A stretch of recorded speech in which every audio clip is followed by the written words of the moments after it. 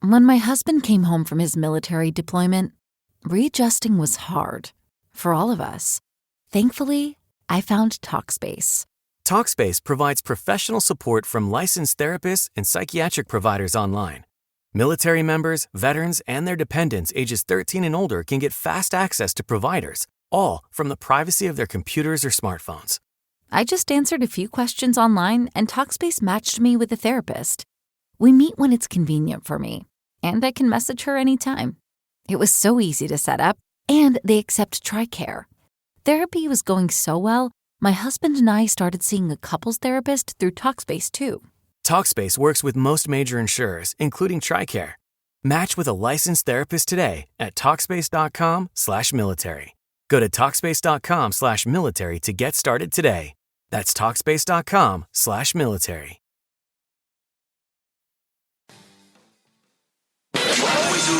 Follow the money. That's what I always say. You always follow the money. Yeah. This is Follow the Money with Mitch Moss and Paulie Howard on VSiN.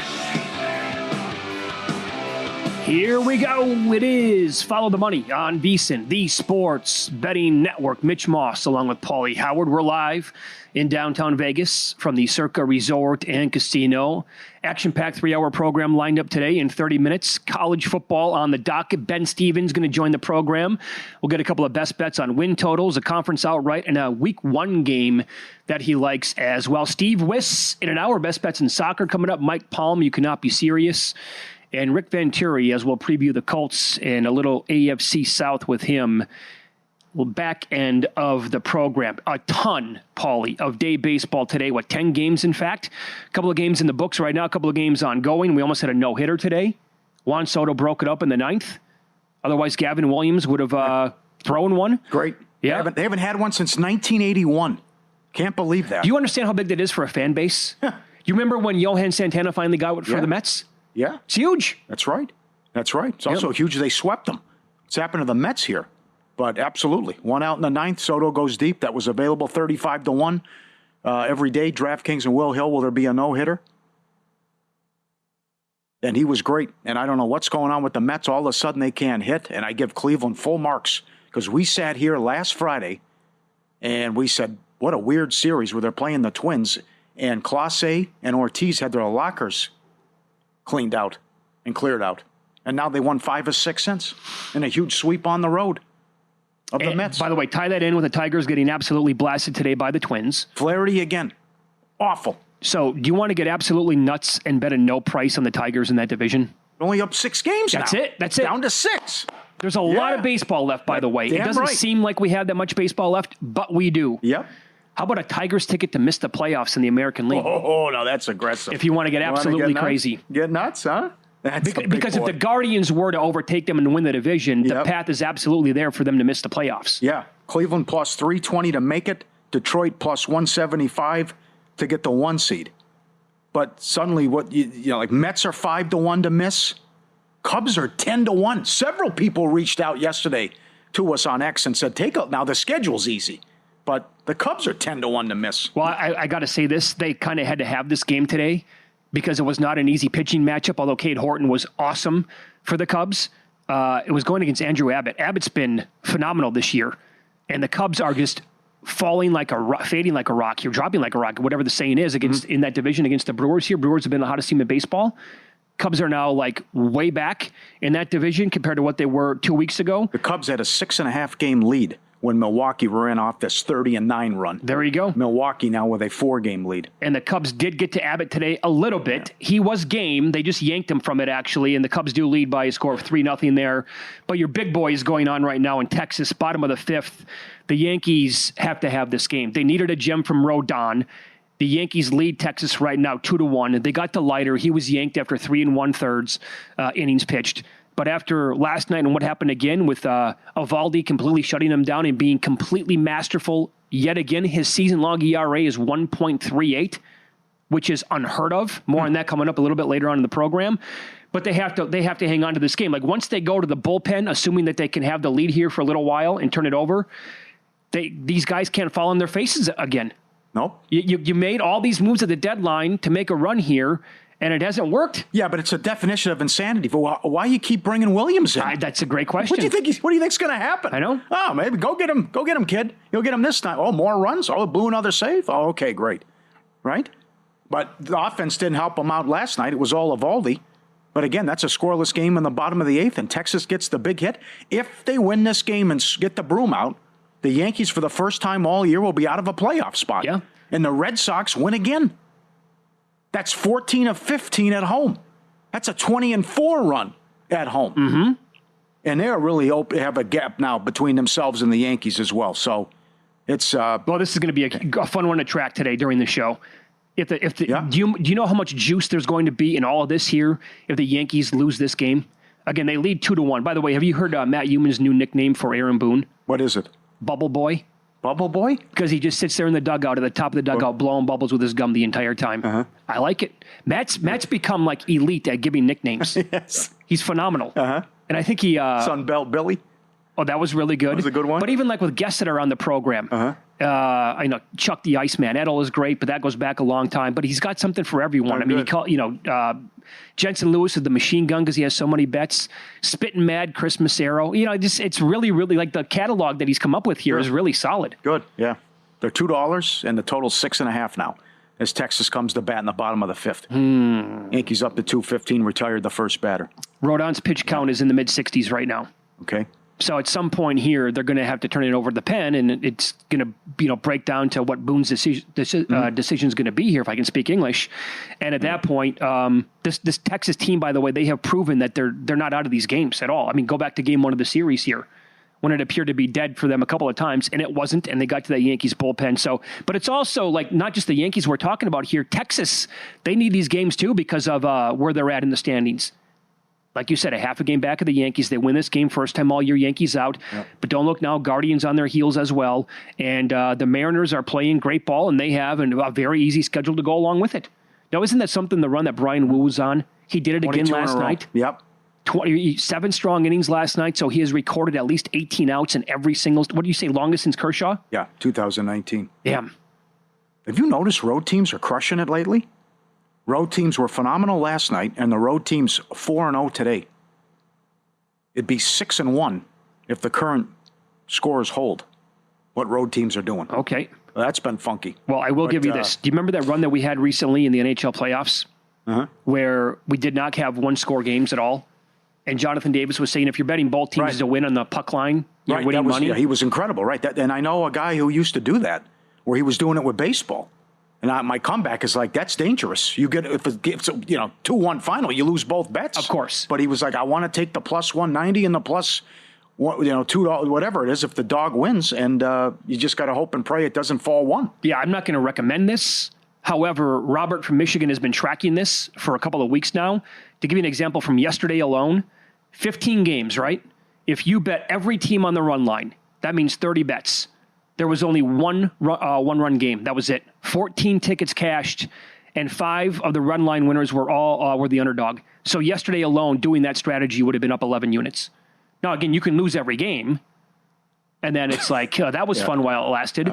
But this has been going on for a minute. He's been tracking it for, I think, at least 2 weeks because we've had so many kind of like blowouts now, or games that are not competitive, not one-run games. I mean, look at the Padres game last night. It goes to the 10th. They bring in Mason Miller with a 5-3 lead. I know. Right? 104-mile-an-hour fastball, yanked out at 107 miles an hour, tie ball game. It goes to the 10th. They score 5 runs. And then every outrun cashes for that team. Mm-hmm. Yep. Let me give you some trends, by the way, to keep an eye on. We love talking about this stuff throughout the entire year. Games that are over with today. Giants, Pirates. Ray went over his prop of 6.5 strikeouts. Lefties are now 17-8 over their K prop against Pittsburgh on the season. Opposing pitchers are now on a 14-1 underrun their K prop against the Giants, Paulie. Haney had 1 strikeout today. Oh, wow. 14-1 last 15 under against the Giants. Orioles, Phillies. Suarez only had 3, stayed way under. Opposing starters on a 14-3 underrun against Baltimore. Meanwhile, we'll flip it. Rogers went over 5.5 for Baltimore. That is now 17-2 over last 19 games against Philadelphia. It's a cash cow with some of the stuff. Great numbers. Opposing lefties are now 23-12 on the year against the Guardians. Peterson went over 4.5 today in the game. Mm-hmm. And some of the props that were available on vsin.com today, they liked Abbott to go under. That's a winner. And I want to try to find one that they have for a game coming up tonight. I think it's starting right now. Shane Baz.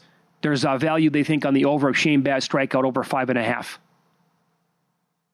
And another game, the Dodgers game is starting right now. This is not at Ballpark Pal on vsin.com, but the Cardinals-Dodgers game. Liberatore is going for St. Louis. He's a lefty. Left-handed starters are 20, 10, and 1 over the K-prop against the Dodgers on the year.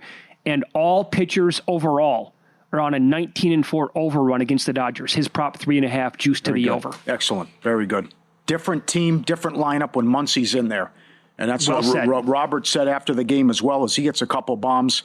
And why not play the Kurtz props every day as well? 3 for 4 last night, hitting .353 his last 50 games with 22 bombs and 55 RBIs. Number 1 in baseball OPS against righties. Okay, so kid delivers every night. You sent me over specifically a breakdown on the A's game tonight. There's a lot of information in there. Huh? Do you not want to bet like everything with the A's tonight? Yeah. -0.5 run in the first 5.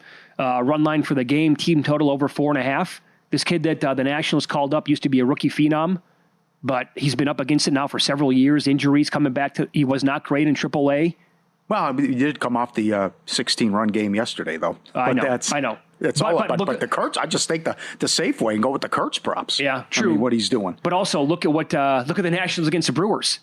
Yeah, what they give up, like 40 runs in that series or whatever it was? That's right, yep. And the Braves are favored against the Brewers. Yep. I don't care who's by. I don't care if it's Maddox, Glavine, Smoltz who's throwing. I know. I mean, you're down 33 units on the Braves. That's worse than the Rockies. Think about that. Don't you have to bet the Brewers, and if it loses, you're like, okay, I'm fine with that. That's right. Become a winner. Get up to vsin.com right now. Replace that L. Put that W up there. You walk into any bar or club, you walk up to a girl, say, you, me, let's go. She'll say why, because of vsin.com. Get the betting guide. DiCaprio might call you. Michael Jordan might call you. It's that good. It's gold. That's how good the college football betting guide is. 186 pages. vsin.com. Join it now. Join us. $9.99. Full year. Save 50% off with the annual subscription. Every best bet, every host, every guest. And the morning email from Bill 80. Rest in peace, Don West. You know that hot dime sitting at the bar waiting for somebody to come up and sweep her off her feet? She's going to say, tell me more about the AAC. That's right. We'll get into the NFL coming up next. Their starters are going to play in every preseason game.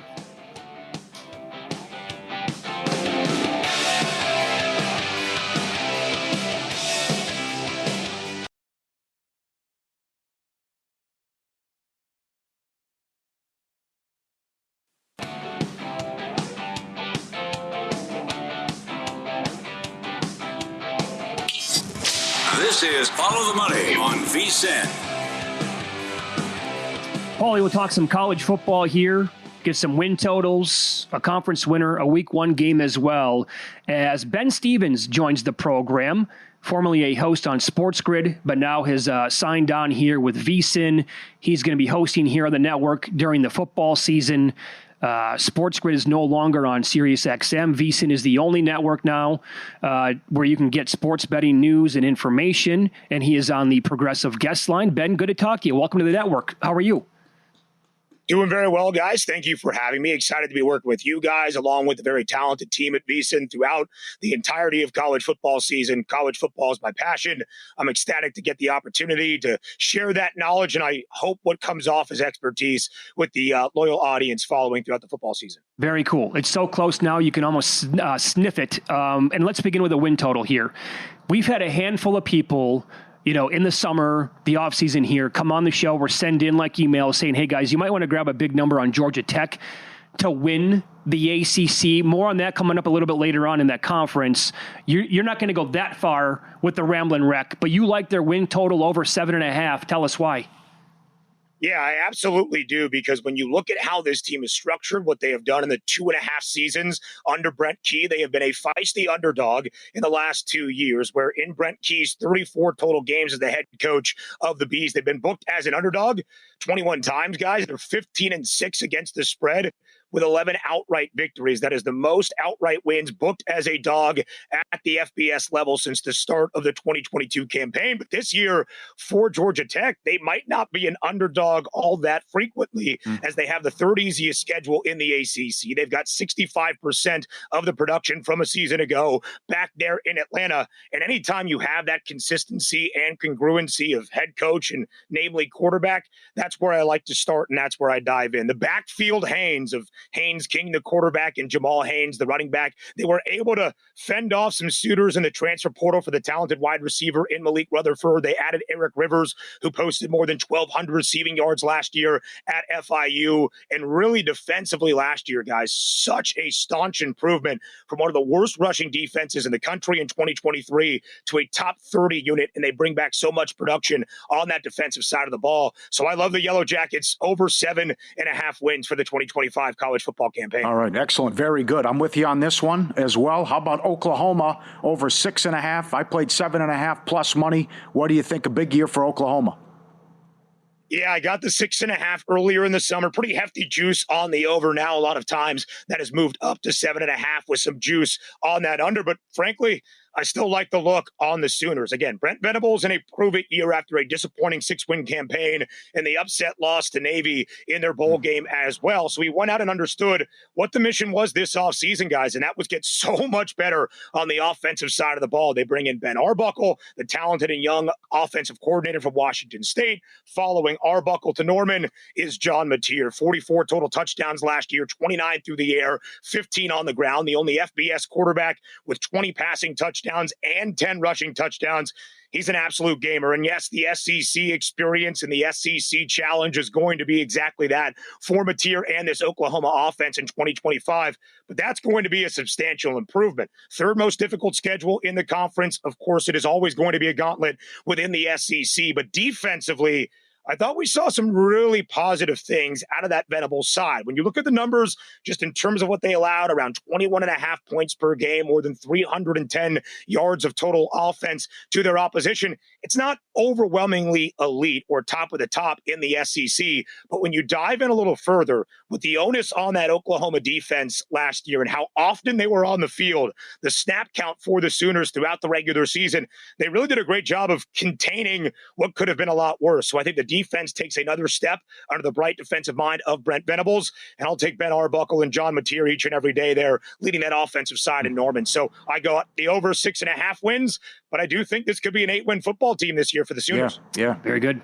Follow the money here on VSiN, the Sports Betting Network. Our guest, Ben Stevens, he's on the Progressive Guest Line. We're talking college football here, getting some best bets for him for the upcoming season. We've been told like both sides here on Illinois. Some people like the over, others like the under. They're not buying what happened late last year down the stretch. Which side of the fence here are you going to fall on with the Illini? Yeah, I'm over the 7.5. It's moved up to 8.5 at a lot of spots, and I think that starts to show the trend of a team, guys, that was ranked 12th in the coaches poll this past Monday. And when we get the AP preseason poll this upcoming Monday around noon Eastern time, I would expect a top 5 billing for the Illinois Fighting Illini as well. Now, this was a team I was very high on entering the bowl game against South Carolina as a result of all they brought back in the 2 weeks following that bowl victory against the Gamecocks to bring back such talented players like the quarterback in Luke Altmaier, some all Big Ten performers. J.C. Davis on the offensive side, Gabe Akis, one of the best edge rushers in the conference, Xavier Scott, who was really top of the Big Ten last year in terms of taking the ball away in his safety spot. I was fully in. I'm sure you've all seen the numbers, 17 or 18 key returning starters back in Champaign this year, 75% returning production this season, fourth most at the FBS level, the most in the Big Ten Conference. So I've been in on Illinois since the end of April on that over 7.5. I really do think, based on the slate for the Illini in 2025, as I see it, the second easiest schedule in the Big Ten. I like to chart win totals of opponents to get an idea of the expectation of the sides each and every team is going to see throughout the entirety of a season. Illinois has the second easiest, and I think it is very favorable for the Illini to take advantage. So, guys, where it falls on Illinois now, they're a team that has so much hype and optimism behind them. They've almost become that public who's that team that could do something we haven't seen them do in nearly 2+ decades? I still think Illinois can do that because I think the Illini can get to 10 wins. And if you're talking about a 10-2 Big Ten team, you're talking about a college football playoff contender. So if the over 7.5 or the over 8.5 feels a little bit juicy, let's take it a step further. Plus 540 for Brett Bielema to lead Illinois to the college football playoff could be a way to build up on some of that optimism for the Illini this season. That'd be incredible. Okay, I don't trust Miami. I like SMU. But that's still 9-1 in that range. I'm not there with Louisville. It's popular, but why not? You got plus 140 down to even now Clemson to win the ACC. You think it's a runaway? I do really think that Clemson will have a great opportunity to be in that ACC championship game. And ultimately, I think this Clemson side, guys, has its sights set not on just a 9th conference championship in the ACC in the last 11 seasons, but a national championship like they accomplished in 2016 and 2018. This Clemson side offensively, so much better last year under Garrett Riley than it was in years prior. When you think about this Clemson run, 8 ACC crowns in the last decade, really the stalwart has been that defense the entirety of the time. In 7 of the 9 previous years, we're talking about a Clemson defensive side that was top 10 in the country in terms of total defense, yardage allowed to its opposition, and a top 15, top 20 side when it came to giving up points, never more than 22 points per game. The issue for the Tigers last year, not just to be that upstart team in the ACC title game that pulled the upset against SMU to get to the college football playoff once again, was on that defensive side of the ball. They were atrocious defending the run, more than 160 yards per game, 4.7 yards per pop on the ground to the opposing side. The worst for Clemson since 1975 as a program. So enter Tom Allen, who is a very bright defensive coordinator last year, of course, working there in Happy Valley for Penn State, and a lot of returning talent up front, Peter Woods, TJ Parker, and you have a guy that I like in the backfield as well, in Avion Terrell, who I think is one of the best defensive backs in the country, certainly in the ACC. Trust the offense for Clemson. They had 11 preseason picks for the All-ACC team in 2025. I think Clemson does run away with the ACC championship game. It will not be easy. 4th most difficult schedule in that conference. And again, if I think Clemson is playing in the ACC championship, either earning one of those automatic bids to the college football playoff or a resume that is stout enough to earn an at-large spot if they were to lose in that conference championship game, I do think Clemson has a lot of value in the national championship market as well, outside of the heavy hitters of Texas, Georgia, Ohio State, and Penn State. Very good. Ben, about a minute left here. Week 1 game. Utah plays in L.A. against UCLA. You think the Utes put the screws here to the Bruins? I do, and I love that game, 11 p.m. Eastern time, absolute sicko ending to the Week 1 Saturday slate. I think Utah is going to be really good this year after a disappointing 5-win season. That is not what Kyle Whittingham does. They have returned so much talent on both sides of the ball in terms of what the staple has been for the Utes in the 22 seasons now under Whittingham in Salt Lake. Offensive line, defensive line, check. That's going to be great. And then Devin Dampier, the quarterback transfer from New Mexico, I think as good as you will find and could be one of the top 3 or 5 best quarterbacks in the Big 12 this season. I think Utah is going to at least cover the 6.5. If you can keep it under a touchdown, albeit on the road against this Bruins side, I would jump in on the Utes now. Guys, I'm not trusting of Nico Iamaleava based on what I saw in his first year in Knoxville. I'm not so sure how that carries over this season to Westwood and, of course, in Pasadena and the Rose Bowl. I don't blame you. You can follow Ben on X. He is at Ben Scott Stevens, now a member of VSiN, going to be hosting shows during the football season. Great to talk to you, Ben. Nice meeting you. Thanks for the time today. We appreciate that. Mitch, Paul, I appreciate it. Very happy to be here at VSiN and look forward to working with you guys throughout this college football season. Back at you. Thank you. There you go. And he was on the Progressive Guest Line. Ben was a host on Sports Grid. Sports Grid no longer on Sirius XM. VSiN, the only network where you can get sports betting news, info, picks on Sirius XM. Win, lose, up next. We'll dive into the AFC South. On paper, one side of the ball should be able to enforce their will on every opponent inside this division.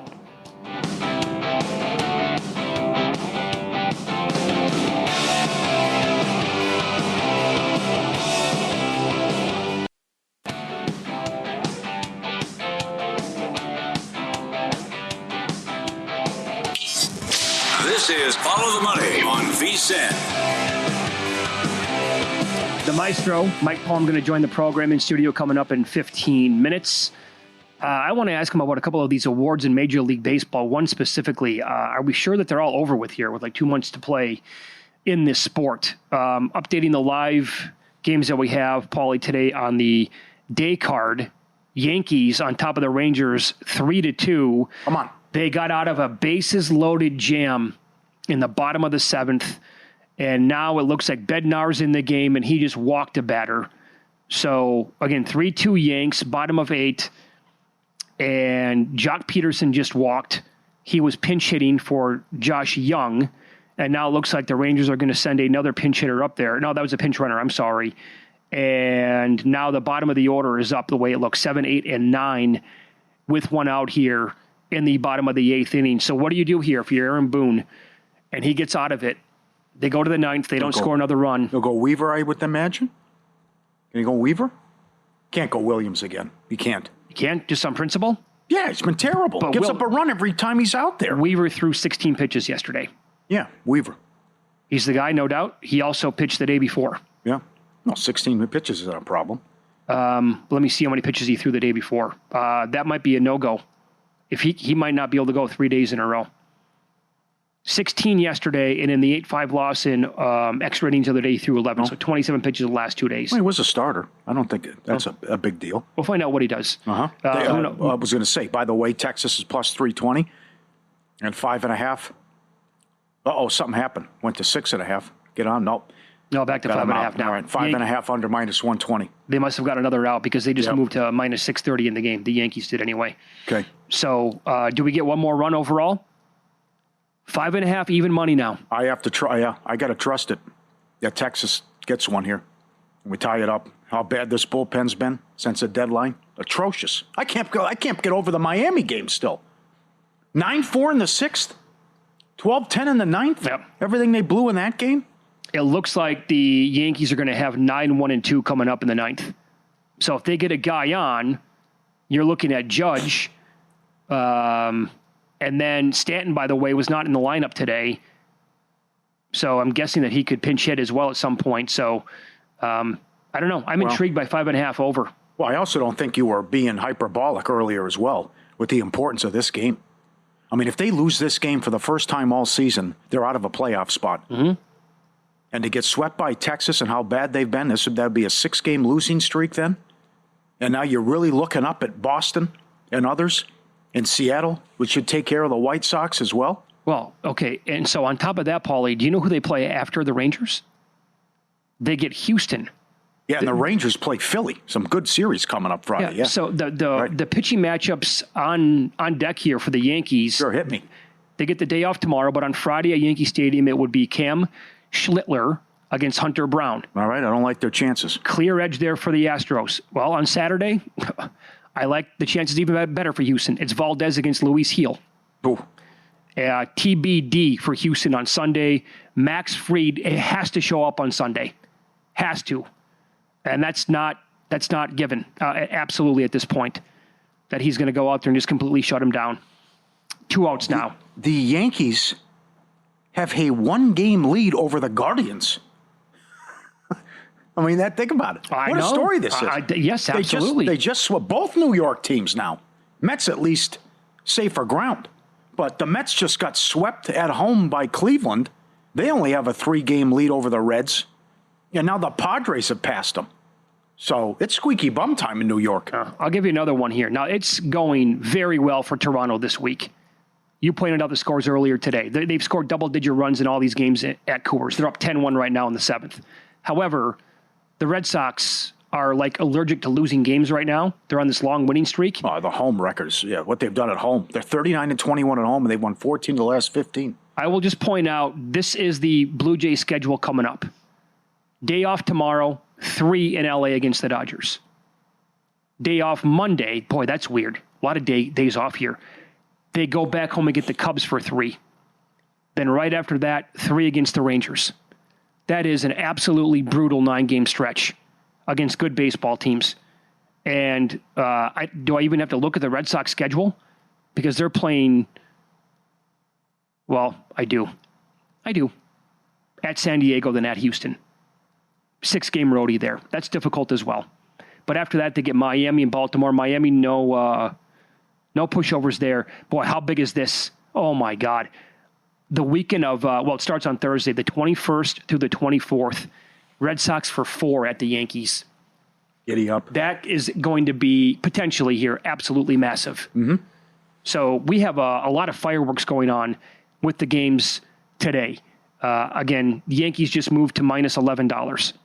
So, yep, Bednar got out of it. The total in the Blue Jays-Rockies game is 13.5. They're in the 7th inning, 10-1 Blue Jays, bottom of the 7th there. So Shane Baz and the Rays, he was staked to a quick 4-0 lead. He gave up 4 quick ones.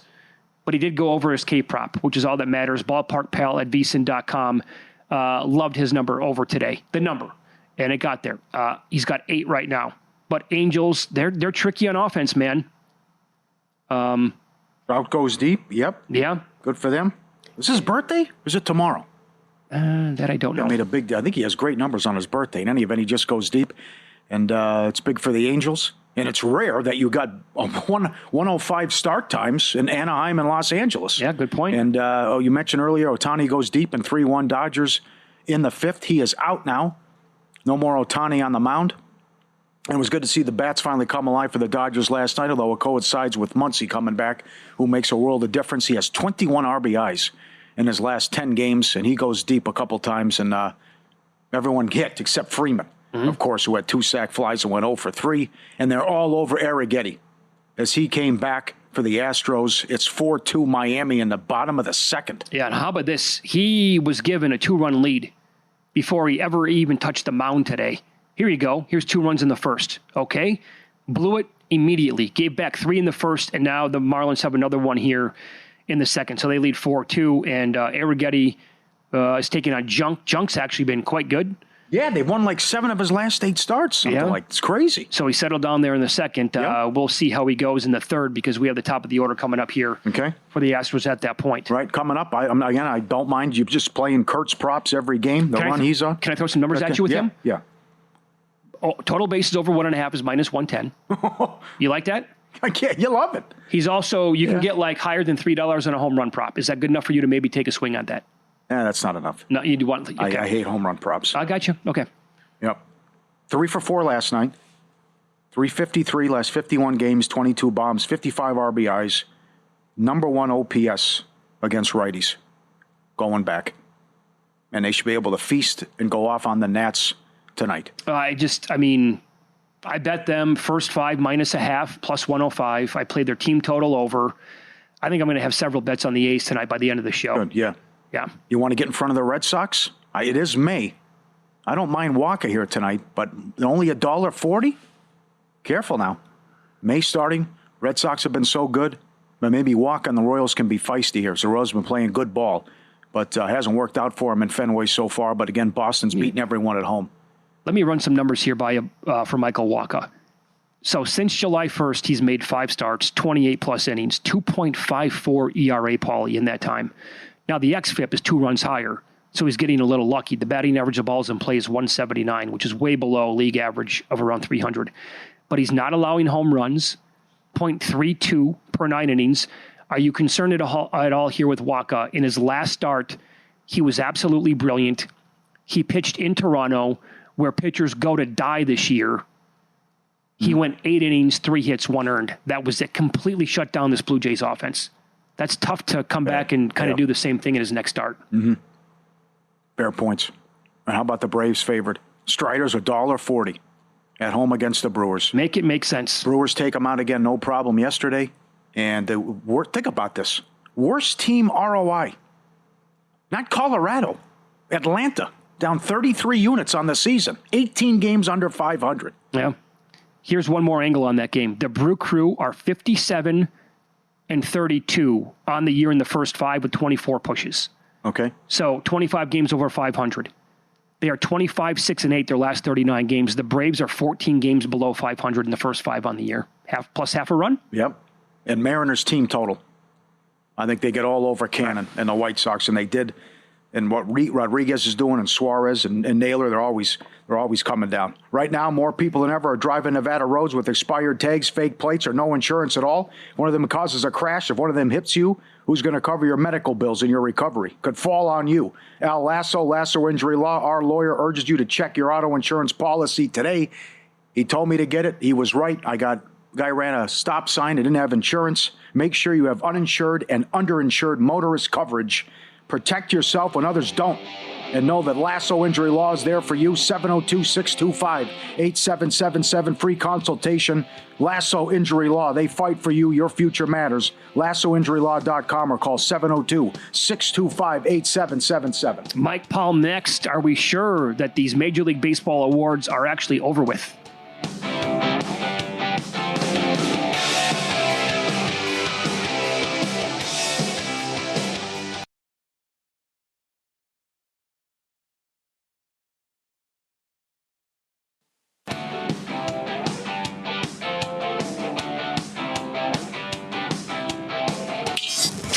This is Follow the Money on VSiN.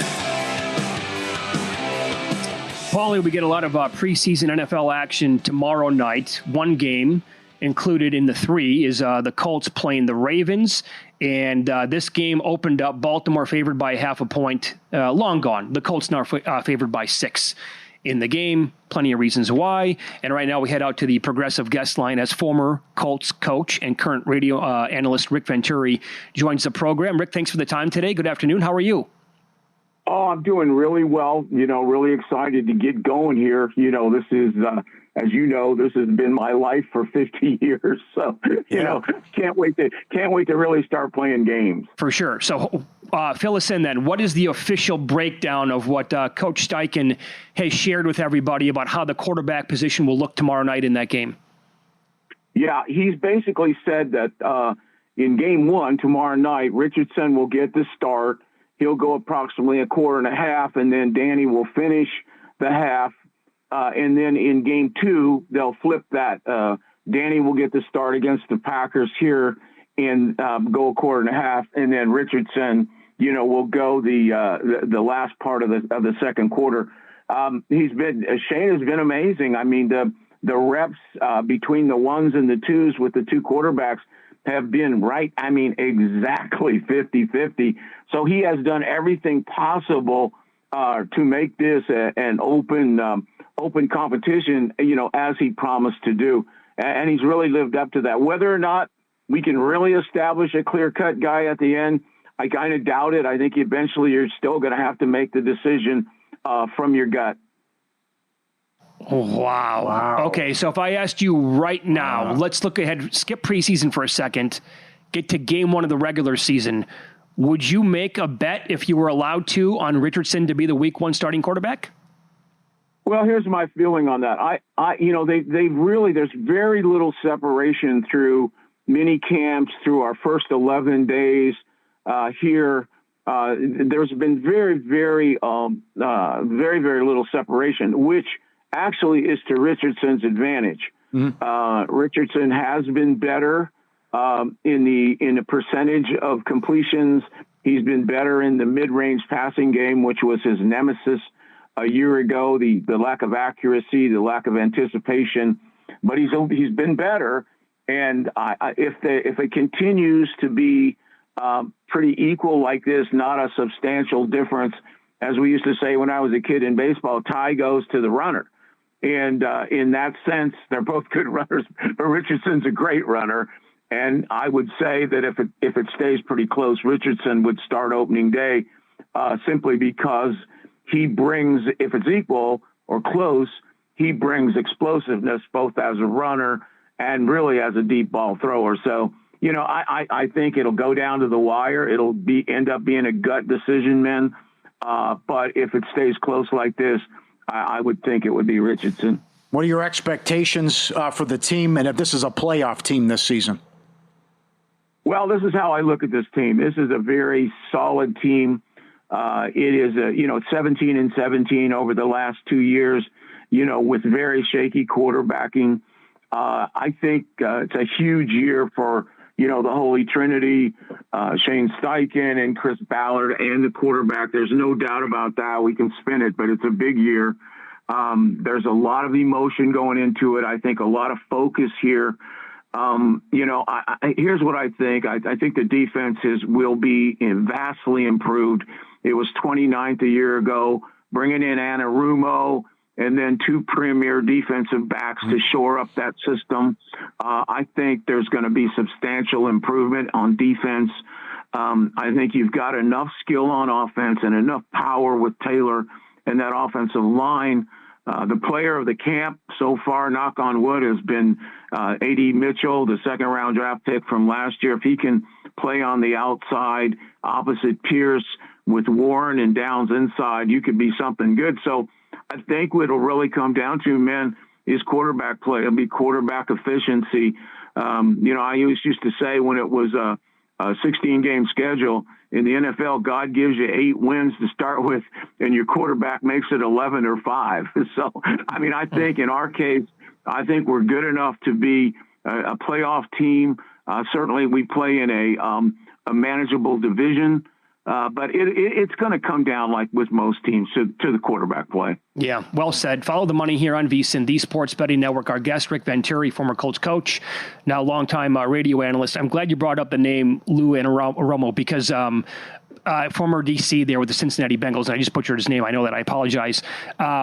Was it his fault in Cincinnati, or was it the personnel that they had with the Bengals? Well, I think the personnel quotient really just dropped off. It trickled off little by little by little. And that happens. That can happen to you. It happened to me at different times in my coaching career. I look back to Lou, back into 22, back in there when they were in the Super Bowl. I thought their team, of course, so much is made of their offense, and rightfully so with Burrow and the rest of that contingent on offense, Chase and company. But I thought the most underrated quality of that was their defense. I did a lot of study. He's a really good scheme guy, very aggressive on defense, a lot more pressing, aggressive coverages that we haven't played for a long time. We've been a very passive coverage team. Very area zones, very giving. I won't even be tactful. And I think Lou will bring that. They also helped them with the acquisition of Ward, who's an elite corner, and Bynum to go with Kenny Moore and Cross. And the Wally kid who we drafted 3rd out of Minnesota has played a really good camp. So, I look for really big improvement. I think he'll do what the personnel dictates. Before he had Hendrickson, he was a big blitzing team. After he got Hendrickson, it's a little bit less. I just see him kind of as a combination old school, new school guy that will bring a lot more creativity and versatility to this team. What's it like with the organization now that the ladies are running things with the loss of Mr. Irsay? Well, it's a tough loss. Jim and I went back 43 years. We started together in 1982. He was a 22-year-old kid. I was in my first year in the NFL. We grew through a lot of experiences, good and bad, over the years, a very, very close friend. Now, Jim has kind of been out of commission for, a year and a half, almost 2 years. And so, the succession plan has been in place for a while. It's been really seamless. And the way it's set up is 2 of the girls will be in the other aspects of the organization, and the Irsay, corporation, so to speak. Carly is definitely, without question, the football face of the franchise now. She is the optics. She is on the field every day. She is in meetings, and she's been that way for a couple years. I've been very impressed. It's not a company line. You guys know me better than that. I'm really impressed with her. She's very sharp. She really knows the game. I think she'd surprise a lot of people. She's put tremendous effort into it. And as I said, if there's a silver lining in Jim's passing, it's that he allowed really a period of time for Carly and the girls to really kind of get it, kind of put it together. And so, it's really been a seamless change here. I miss Jim. Jim was eccentric, great football guy. Told you what he thought at all times. Just a Renaissance man kind of guy. I really miss him as a friend, and his presence will be missed for a while. Yeah, no doubt. Texans win the division, though, you think? Well, I think we're all bunched in there. The Titans probably have the steepest hill to climb as they rebuild. You can't take anything away from the Texans. The last couple of years they've won 10 and they've played their tail off in the playoffs. D'Amico's done a terrific job there. They've got a really, they've got game breakers on defense, and I love Stroud. Stroud is a terrific quarterback. He's one of the very, very best. I think Jacksonville will make a comeback under Liam. I think he'll get Lawrence straightened out. I think they might be the under the radar team in the division. And then you've got our team, which, as I said, 17-17. 2 years ago, we're one first down away from winning the division. So you can't count the Colts out. I think, again, if the Colts can get, I put two things on my notebook to start training camp, and I look at them every day. And, the two things are, number one, can we trust Anthony Richardson? Can we trust him? And number two, can Danny play like he did in 22? Either outcome, the Colts could win the division. Rick, thanks so much for the perspective today. We appreciate the time. Thank you. All right. Thank you, guys. There you go. Thank you. Rick Venturi. Lou Anarumo. That's a tough one. Easy for me to say. Jonathan Taylor had a monstrous bounce-back year last year, by the way. 1431 on the ground, 11 touchdowns. After being at around 860 or below the last 2 years. In-pocket plays coming up next here on VSiN.